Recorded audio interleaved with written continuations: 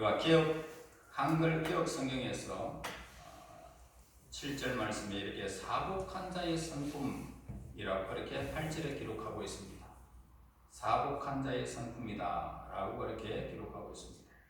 그러니까 과연 사복한 자, 이 사복한 자를 이해할 때 우리는 자신을 속이는 자가 아니라 남을 속이는 자로 생각하게 되어집니다.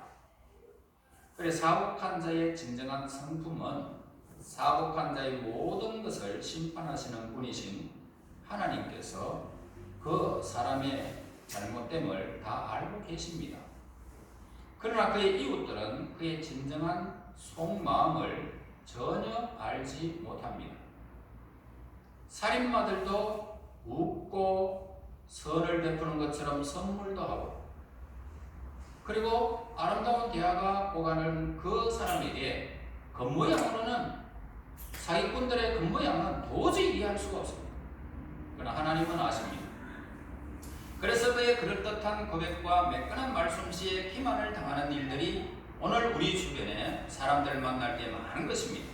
그래서 사복한 자라는 말은 뭐냐면 고대 연극 배우처럼 가면을 쓰고 자신의 참모습이 아닌 다른 사람처럼 행동하는 것을 의미하고 있다는 것입니다.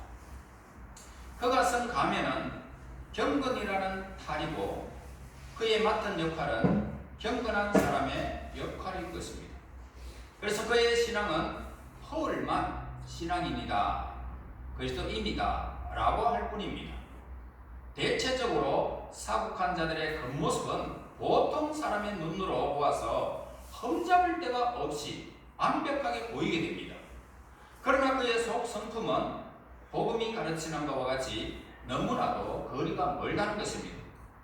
예수님께서 바리새인들의 그 신앙생활의 그 모습과 겉모습을 보시면서 그들에게 말했습니다. 해칠한 무덤이라고 했습니다.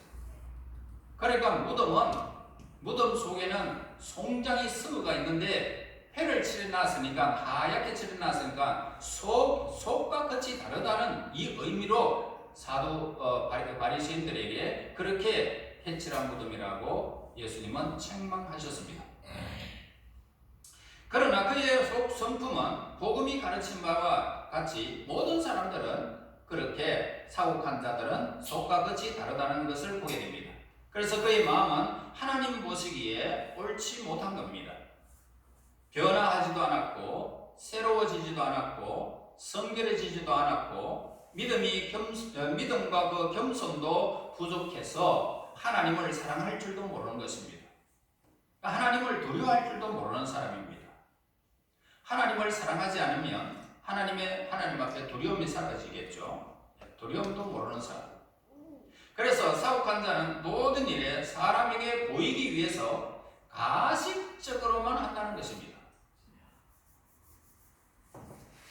그래서 그가 만족시키고자 하는 대상이 누구냐면 하나님이 아닌 사람이 보이는 그런 물체, 가식적인 것, 이것밖에는 없습니다. 그가 제단을 쌓고 경배하는 것은 자기 자아라고 하는 우상입니다. 설사 하나님께 복종하는 일이 있다 해도 그것은 부분적이고 형식적으로 할 뿐입니다. 그래서 그는 계명의 몇몇 조항에는 복종할 수 있다라고 합니다.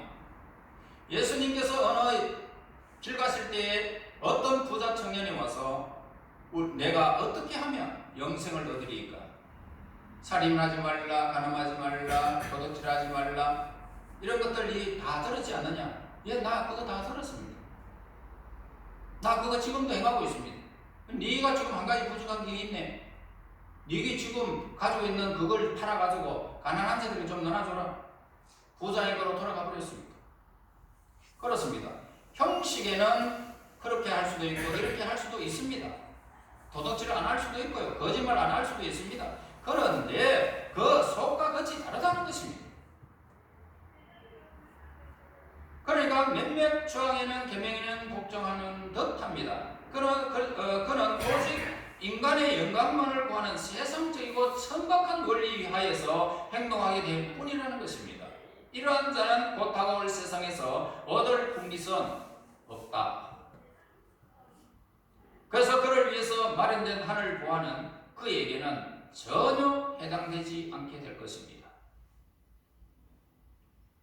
또한 사국한 자가 품은 소망의 본질을 보게 되는데, 욥은 사국한 자도 거짓된 고백으로 이 세상에서 무언가를 얻을 수 있다라고 생각했습니다.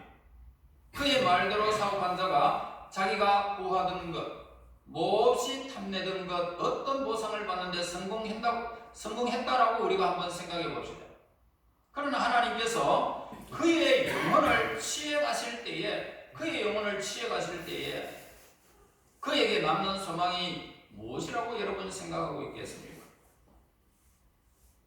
사국한 자가 품은 소망과 그리고 그 소망이 낳는 결과가 뭘까 이 말입니다. 그것은 하나님이 아니고 사탄이 그럴 주장할 뿐이라는 것입니다. 다시 말해서 지옥의 주인공이 된다는 것입니다.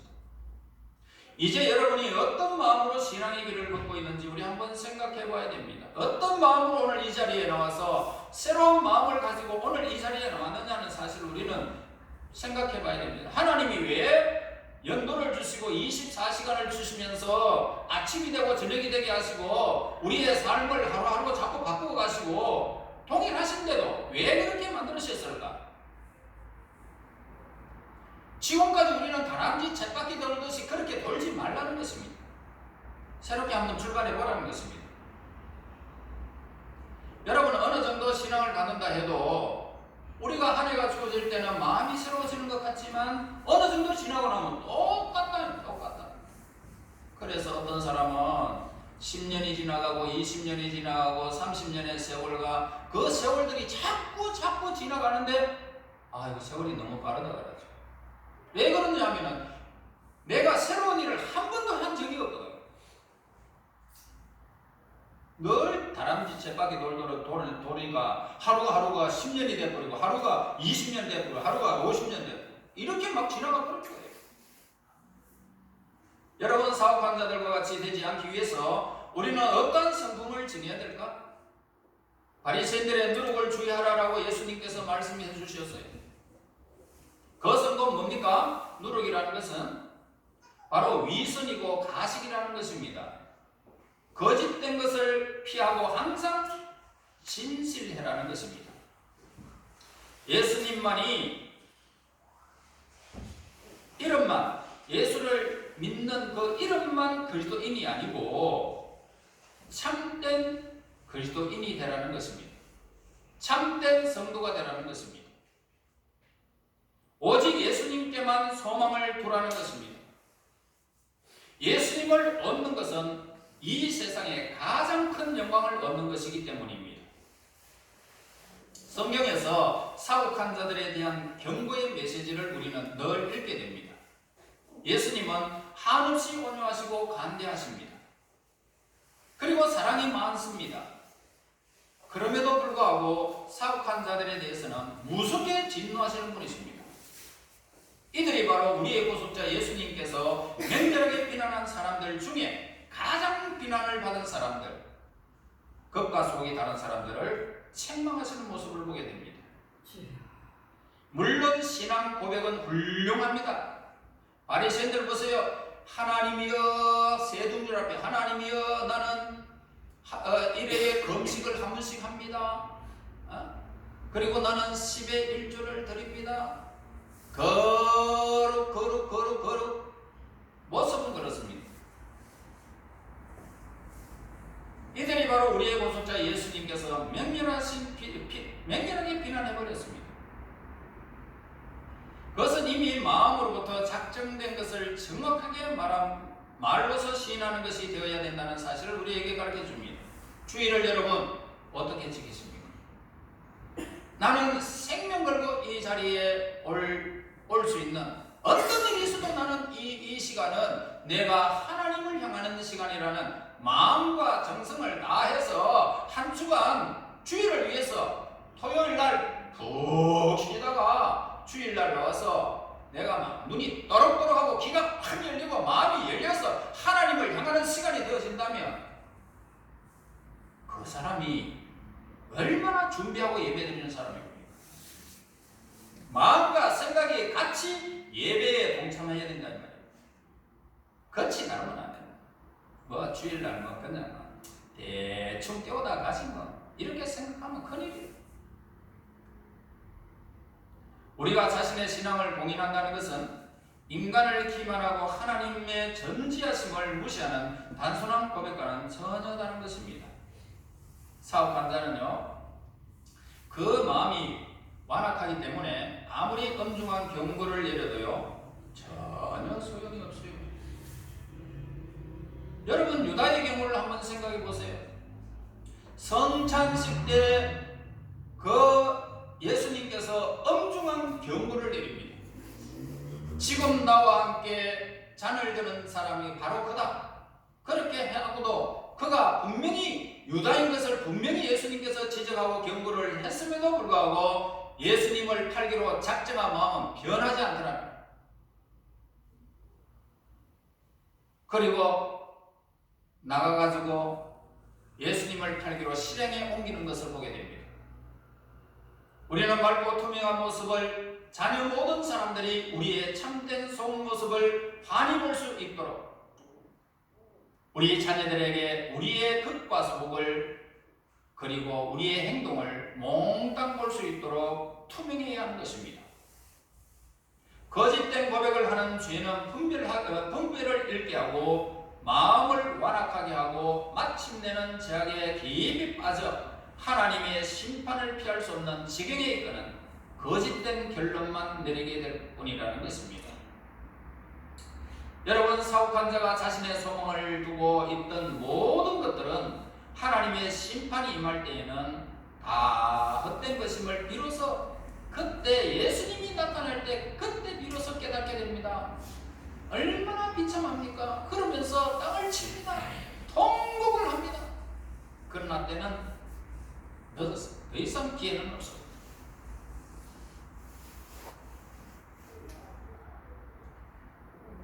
사람이 거짓된 것에 익숙해지면요, 결국은 거짓말을 자신의 피난처로 삼게 됩니다.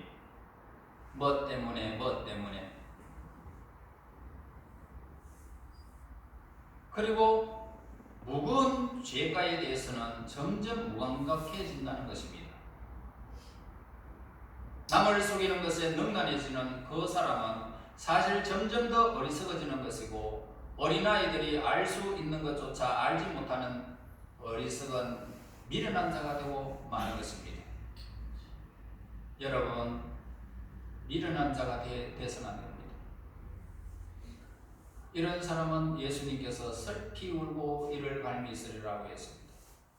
사업한 자는 뉘우치지 않는 상태에서 결국 자신의 삶을 끝마치게 될 것입니다. 사업한 자의 예배는 하나님께서 결코 받으시지 않습니다.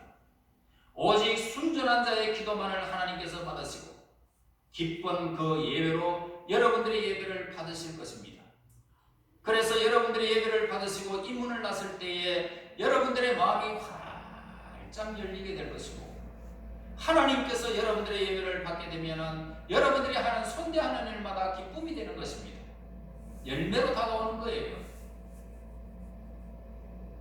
그래서 하나님이 기쁘시게 받을 수 있는 예배가 되게 해달라고 여러분 준비하며 주일을 맞이해야 된다 이 말입니다. 일생을 위선적으로 살고 난 후에 몇 마디의 기도로 모든 것이 묵인되고 잘 되어 나갈 것이라고 생각하는 사람은 하나님을 우롱하는 행위라는 것을 보게 됩니다. 그러므로 참된 기도는 오직 참된 뉘우침을 드리는 그 기도이며 예배인 것입니다.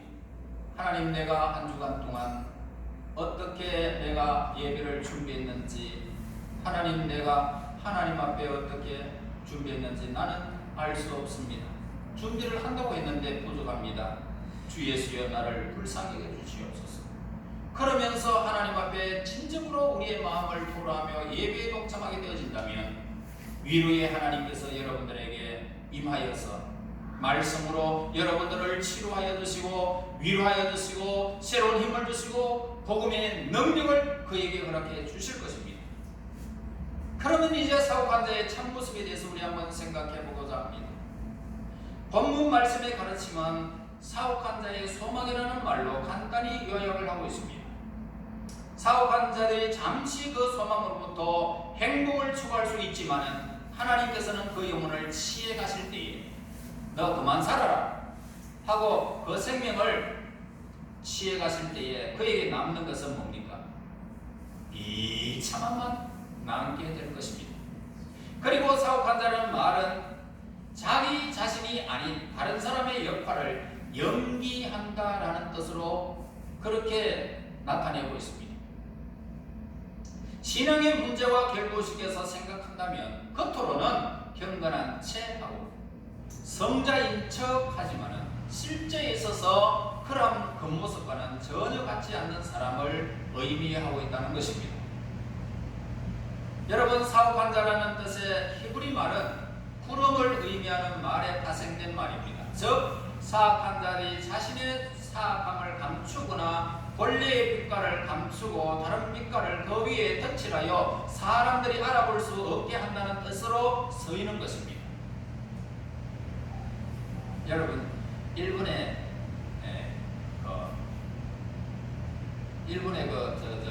뭡니까? 게하시라고 합니다. 그런 사람들 이렇게 얼굴을 갖다가 완전히 그냥 화장으로 그냥 확 덮어버리죠. 왜냐하면 어떠한 남자의 손님이 어떻게 온다 할지라도 얼굴이 전혀 변함이 없도록 하기 위해서라는 것입니다. 겉과 속이 다르도록 만들어버리는 것입니다. 그래서 사람들 신앙생활 하지만 하나님의 자녀들처럼 행동을 하는 것처럼 보이지만은 결과적으로 하나님의 적이라는 것입니다. 이제 그들의 참모습에 대해서 우리가 자세히 한번 살펴보겠습니다. 먼저 사옥한 자들은 전적으로 하나님께 모든 것을 바친 척합니다. 사실상 그들의 마음은 하나님과 세상에 두 군데로 나누어져 있다는 것을 보게 됩니다. 그러므로 하나님께서도 그들에게 전혀 관심을 두지 않는다는 것입니다. 하나님이 요구하시는 것이 뭡니까? 우리의 전체적인 마음을 우리 하나님께서 요구하시는 겁니다. 그냥 일부분을 하나님 앞에 드리고 일부분을 내가 이렇게 쓰고 그렇게 하나님이 원하시는 그 예배는 없습니다. 전심으로 바치는 것이 아니면 하나님께서는 안 받으십니다. 그리고 사복한 자는 자신의 행동 동기는 하나님의 뜻이며 행동의 목적은 하나님의 영광이라고 고백을 하지만 사실상 그게 아니라 자기 자신의 이기적인 목적 때문에 행동하는 것이 보통인 것입니다. 주일날 더 바쁜 일이 있으면 주일을 빼버리고 다른 날 어떻게 하면 되고 뭐 얼마든지 조치할 수 있잖아요. 저는 그렇게 해왔습니다. 얼마든지 조치하고 안 되면은 내가 생명과도 같이 주의를 지켜버리지 다른 사람에게 막 전혀 나는 그래서 그런 것을 나는 주일 때문에 나는 못하고 딱 잘라버려. 아니면 하나님 안 받으십니다. 뿐만 아니라 자신의 참모습보다 훨씬 더 경건하게 보이려고 애쓰는 것 또한 사업한 자의 특징입니다. 참된 그리스도인은 자신의 마음에 있어서 외적인 삶에 있어서 똑같이 열심입니다. 하나님께 대한 열심도 있지만은 보이는 세계도 열심입니다. 똑같아요. 그러나 사업한 자들의 관심은 뭡니까? 그런 데 있지 않습니다. 외적으로 그럴듯하게 보이는 그런 데만 관심이 있습니다.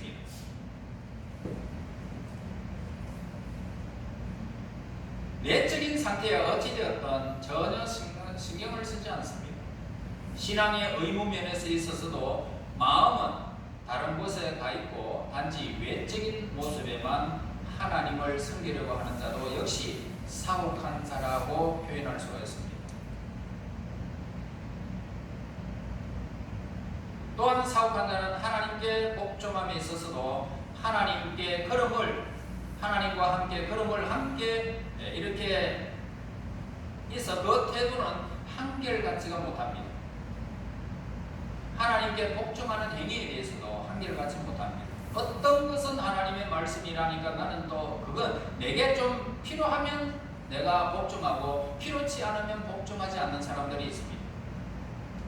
즉 마음에 드는 것은 따르고 마음에 들지 않는 것은 따르지 않는 사람들이 있습니다. 사업한 자들이 잠시나마 얻는 것이 뭘까요? 사람들은 사업한 자들도 그들이 목적했던 이유, 어떤 유익을 얻는다고 그렇게 말하는 사람들이 있습니다. 물론 이 유익을 얻게 되죠. 물론 그들은 위선적인 행동으로 세상적인 유익을 취해주기도 하는 것입니다. 사람들로부터 겉과 속이 달라도 존경과 찬사를 보낼 수 있습니다. 경건하고 거룩한 사람이라는 명성도 얻을 수 있습니다. 또 그로 말미암아 얼마가 마음의 평정을 누릴 수도 있습니다. 이처럼 이 세상을 사는 동안 모든 것이 형통하고 모든 것이 평안한 가운데 사옥한 자들도 그렇게 지나갈 수도 있습니다. 그리고 화려하고 성대한 장례식을 거쳐서 많은 사람들의 예도 속에 무덤에 누울 수도 있습니다. 그러나 하나님께서는 그 영혼을 거둬가시면 그의 소망이 무엇이겠습니까? 그가 얻는 것은 모두가 헛되고 쓸모없고 불확실하고 두렵고 괴롭고 슬픔만이 그에게 남게 될 것입니다. 그러므로 사업한 자의 소망이 뭘까요? 그 소망은 아무 배경도 없는, 따라서 아무 결실도 맺을 수 없는 소망에 지나지 않는 것입니다. 그리고 심판자 앞에서는 감히 내놓을 수 없는 소망일 뿐입니다. 사업한 자가 얻는 것은 또 무엇이 있습니까? 이는 영혼에 걸맞지 않는, 그가 좀 더 나은 인간이었더라면 결코 바라지 않았을 것들입니다. 이는 또한 현재의 삶에서 국한되어 있는 것들로서 죽음 이후의 세계까지 가져갈 수 없는 것, 하찮고 더럽고 추악한 것만 이 세상에서 추구했기 때문에 하나님의 나라에 영원히 가져갈 수 없는 헛된 것만 심었던 것을 우리는 보게 될 것입니다. 그러므로 우리 하나님이 우리 영혼을 취해 갔을 때에 우리를 굳건히 서 있을 수 있게 하는 소망만을 우리는 가져야 하는 것입니다. 세상에 서는 거는 여러분 안 아깝죠? 먹는 건 마리가 넘친 먹을 때 돈 아깝습니까? 안 아깝잖아요. 좋은 옷을 살 때 돈이 아깝습니까? 안 아깝잖아요. 목욕할 때 목욕비가 아깝습니까? 안 아깝지요. 아 추운데 막 불을 막 떼는데 그 기름값이 아깝습니까? 전혀 안 아깝습니다. 하나님께 헌금하려고 하면 부들부들 떤다. 좀 더 어떻게 하면은 내가 적게 하고 내가 그냥 어떻게 막 내 형편에 맞게 할까? 요것만 계산하는 거예요. 물론 내가 돈에 대해서 신경 안 씁니다. 저는 온전한 마음으로 하나님께 좀 나가자요. 온전한 마음. 여러분 신앙이 잘못되면 여러분들이 영원히 가져가는 것입니다. 이 세상의 것은 여러분 절대로 못 가져갑니다. 다 남겨두고 가야 됩니다. 왜 욕심이 그리 많으십니까?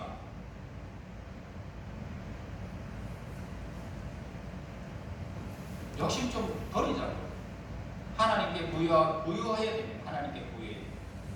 그러므로 하나님이 우리 영혼을 취해 가신다면 그 소망이 영원히 남아야 됩니다.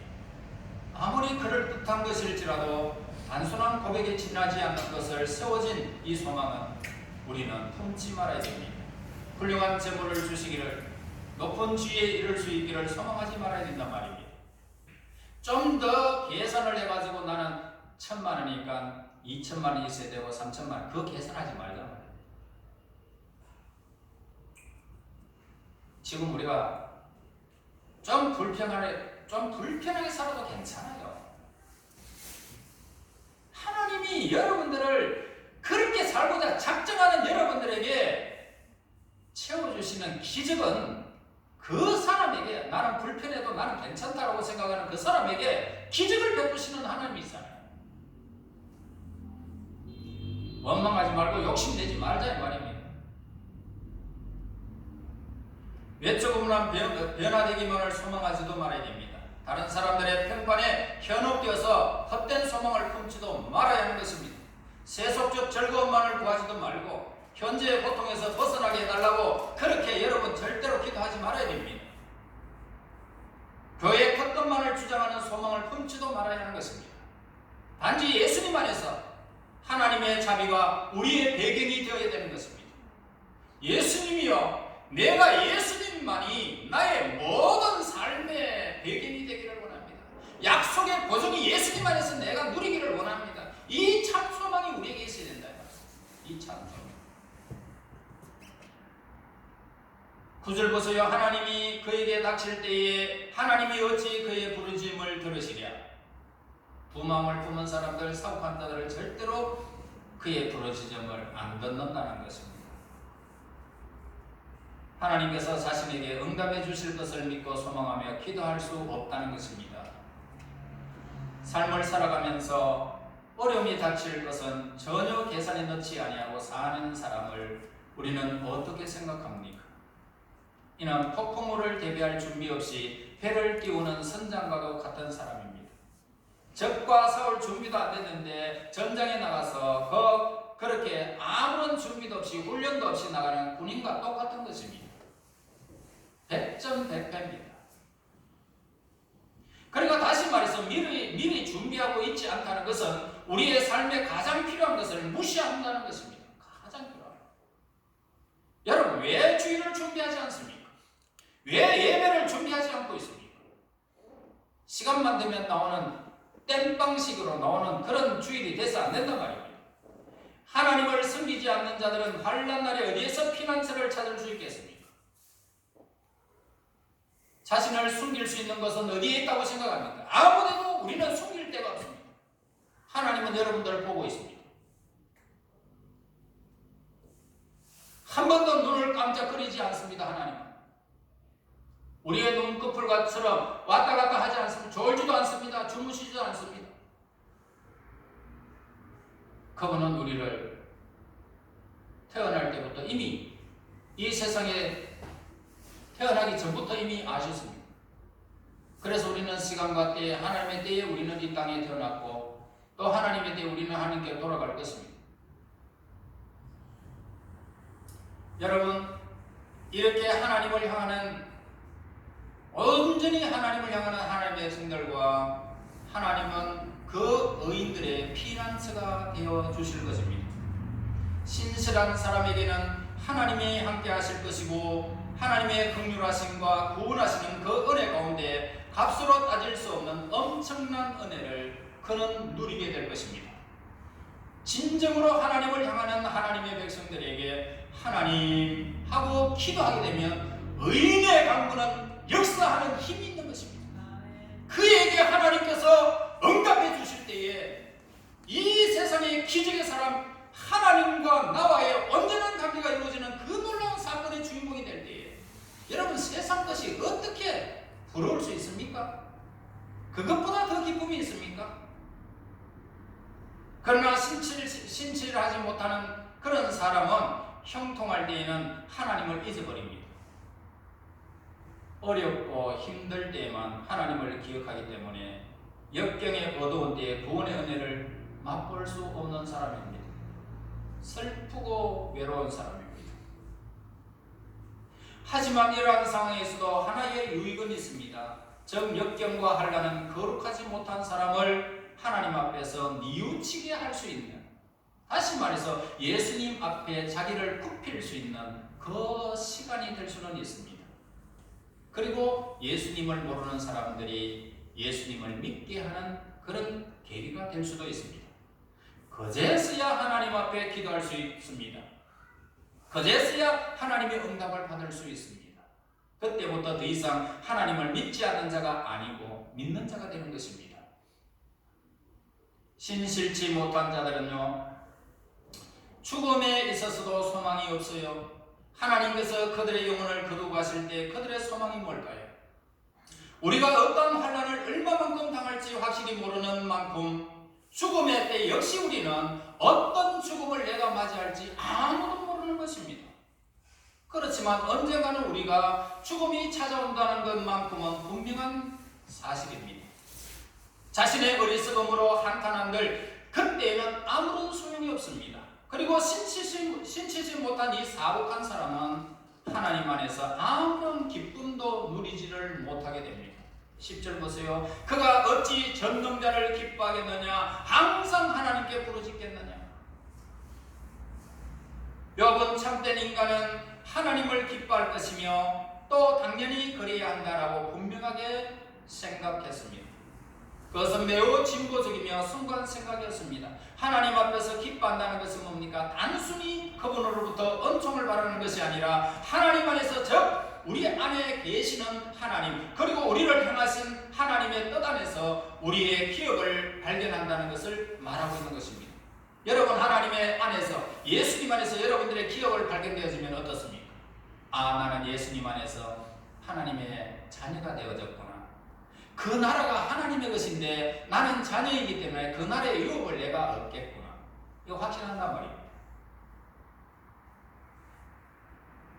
자, 하나님께서 우리 가까이 임재해 계신다는 이 믿음 안에서 하나님이 우리 아버지시며 우리와 친밀한 관계를 맺고 계신다는 이 체험 안에서 우리는 항상 주의 깊게 살펴주시고 우리를 항상 주의 깊게 살펴주시고 하나님의 뜻에 복종하게 하시고 하나님 말씀에 순종하게 하시고 우리의 행동을 모두 받아주시는 데에 대한 이 감사 안에서 그리고 우리를 구속해 주신 예수님의 영광스러운 사역 속에서 우리가 받아 누릴 수 있는 기업을 발견하는 사람인 것입니다. 그러므로 사고간다는 두 마음을 품은 사람들은 기도에 특권도 주지 않습니다. 신실을 지 못한 자가 항상 하나님께 부르짖겠느냐라고 오늘 본문에서 말합니다. 기도의 가치는 다음과 같이 두 가지로 말할 수 있는데, 첫째로 이 기도는 우리 마음과 삶에 대한 축복의 원천입니다. 매일매일 또 매 시간마다 하나님과 교통하며 산다는 것은 크나큰 축복을 보장받는 영적, 육적 이 엄청난 이 축복을 유지해주며 우리 마음을 보상하고 정결하게 해주어 깊은 평정과 크나큰 힘을 끊임없이 샘솟게 하는 놀라운 삶인 것이죠. 그 다음에 두 번째로 기도는 우리의 특별한 필요를 충족시킬 수 있는 권한인 것입니다. 마음이 상했을 때 어때 하소연할 때 있습니까? 그리고 아픈 마음을 삼해주시고 상처받은 영혼을 치료해주시는 하나님께 갈 수 없는 자는 얼마나 불행한지 모릅니다.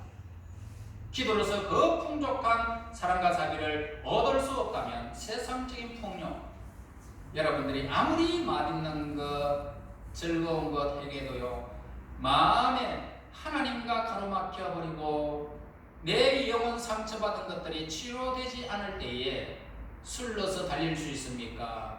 사람들이 나를 위로해 준다고 내 마음이 풀립니까? 아무도 풀어줄 수 없는데 하나님이 우리에게 임재하셔서 성령의 은사를 주시며 우리에게 음성을 주시고 말씀으로 위로해 주실 때에 확 풀려버리는 거죠. 기가 막힌 내 속에서, 기가 막힌 어려움 속에서, 그 웅덩이에서 우리를 건져주시는 그 하나님의 은혜가 내 속에서 샘솟아 확 일어날 때에 우리의 심령이 모든 것들을 잊어버리는 것입니다. 그 은혜에 푹 잠겨버리는 거예요. 하나님의 자비가 우리에게 내리는 것을 보게 되는 겁니다. 우리 각자에게는 살아가면서 할당된 역할과 위치가 있습니다. 인생이라는 연극에는 이 역할도 맡고 저 역할도 맡을 사람들이 있습니다. 우리는 어떤 역할을 맡든지 자기 마음대로 역할을 선택할 수 없다는 사실을 우리는 분명히 알고 있습니다. 나는 이래도 되고 나는 저래도 되는 것이 아니에요. 하나님께서 오늘 우리에게 허락하신 일들이 있단 말입니다. 그래서 그 연극장에서 맡겨주신 일에 최선을 다하는 거예요. 그리고 아무도 자기 역할을 대신해 주지는 못하는 것입니다. 다른 사람의 역할을 대신 맡을 수도 없습니다. 내가 맡은 역할은 피할 수도 없습니다. 그러므로 우리의 맡은 바 귀한 직분을 하나님께서 주신 것으로 여러분 잘 알아서 참마음과 온전한 믿음으로 하나님께 복종하고 순종하여 여러분 마음과 뜻이 이 땅 위에 살아가는 날 동안 겉모습과 우리의 내적인 모든 상태가 한결같아서 참마음으로 하나님을 섬기고 하나님 제일 주로 잘 살아서 그 영광을 여러분 세세토록 가져가시기를 예수님 이름으로 축원합니다. 하나님 은혜 감사합니다. 영광 중에 임재하신 하나님, 이 땅 위에 살아가면서 우리의 이중적인 생활을 어리석은 생활인 줄을 오늘도 말씀을 통해서 배웠나이다. 하나님, 사업한 자의 길을 걷지 않게 하여 주시고 온전히 하나님 앞에 참마음과 참 신앙으로 하나님을 향할 수 있도록 인도하여 주시옵소서. 그리하여 온전히 하나님 앞에 복종하고 순종하여 그 영광의 주인공들이 되게 인도하여 주시옵소서. 예수님 이름으로 기도하옵나이다. 아멘.